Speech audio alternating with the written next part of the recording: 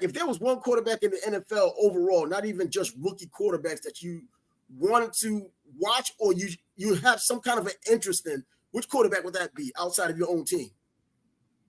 Any quarterback? Yeah, any quarterback this upcoming season. I gotta watch CJ Stroud again. He was fun to watch last year. Yeah, that's like low hanging fruit there. But in terms of overall, just you wanted said to any see quarterback. Yeah, I'm just saying that's low hanging fruit. That dude's, hey, this is someone I get a chance to watch at least twice against the Jaguars here, and any other time I might want to watch him anyways. But the one player that I'm kind of looking forward to, and it's not for just to see how good he is or how bad he is, it's really going to be Deshaun Watson. Because after all of this time, he's now completely removed, at least not overall from the scrutiny, but he's at least could get his head in the right place the way he's going through a full mini camp, now a full training camp if he doesn't get injured, now going into a season under normal circumstances for football. You're still going to have that buzz out there. I don't think the women are going to be out there acting crazy again, saying a bunch of things. Now, are they acting crazy? I really don't know. And the reason why I brought it up is because I read USA Today and I was reading an article and they were talking about how he does not get it because of a response that he had made when he was asked about how is he looking going into this season and how is he feeling. And he's saying, hey, he just had to forget the BS that's been going on the past 2 years. And the writer happened to excoriate him about it. Man, you don't get it. He's stupid. How dumb could you be by saying something like that? Why didn't you just shut up? Because media people are going to ask a question anyway. If he didn't say anything, his lack of a question would have been something they can just add to in a pejorative light. It wouldn't be anything positive. That's why I say you're damned if you do, damned if you don't. But then I looked at the author of this article, and it's Mike Freeman. He's somebody I know. And so I'm like, oh, man, Mike, come on, man.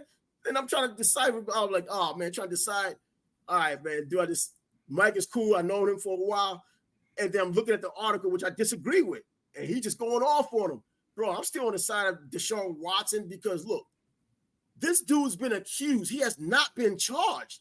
Now, you're going to go by, and he went by, man, so many women said it. It has to be true. But then we look at this era of the Me Too movement, and we see all of these things that have happened, period, outside of football, outside of sports, just regular common guys, people even on YouTube channels talking about this very thing and how many of these false accusations happen. And it was a sexual assault, I guess it was unwanted.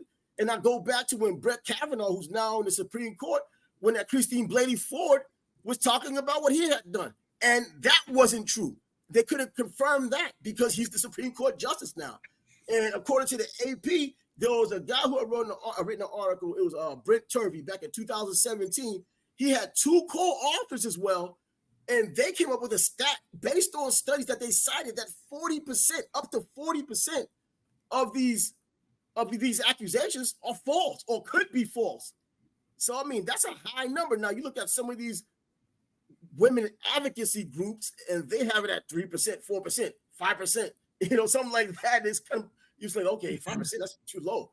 But for them to have come to that conclusion to 40%, and even if you go from 2017 to now, 7 years later, I mean, I don't think it goes from 40% down to 5% if that's what they had gotten based on sightings.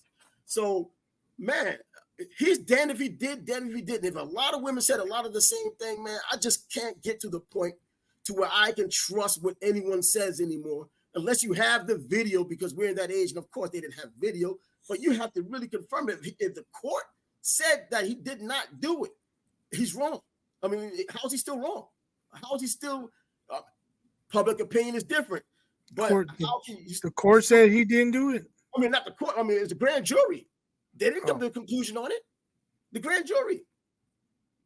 All those charges. That's why he's not locked up. That's why he didn't pay fines. I mean, the NFL jumped the gun because they did the politically correct thing by suspending him, but he's still playing. That means that, well, going by the letter of the law, it didn't happen, or they don't have enough evidence that it had happened. Maybe something did happen, but maybe it had been consensual. We don't know. Right. There you go. We don't know. I don't know. Like But I didn't even know the grand jury didn't follow up or whatever. So I refuse to comment on it. Yeah, I really don't know what I'm talking about. But no, in that regard, as far as another quarterback reeling it back into sports, It looks like Russell Wilson's out for now, and Justin Fields has a good shot to be the starter.